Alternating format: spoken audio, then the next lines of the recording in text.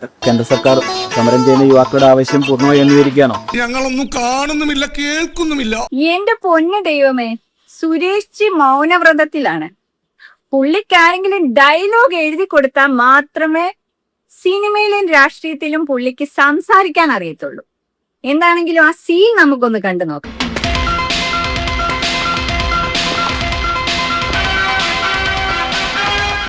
കേന്ദ്ര സർക്കാർ സമരം ചെയ്യുന്ന യുവാക്കളുടെ ആവശ്യം പൂർണ്ണമായി അംഗീകരിക്കുകയാണോ?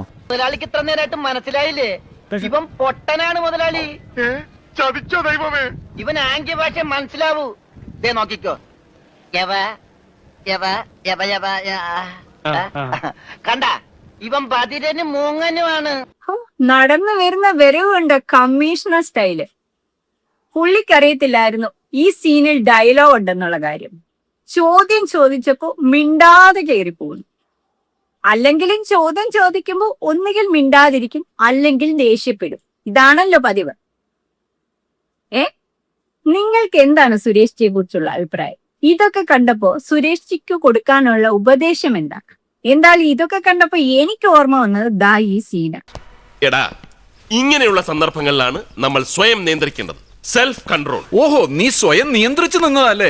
ഇങ്ങനെ മിണ്ടാൻ പറ്റാതെ നിൽക്കുന്നതിന് ഞങ്ങളുടെ നാട്ടിൽ എന്താ പറയാന്നറിയോ? അണ്ണാക്കിലെ പിരിവെട്ടി.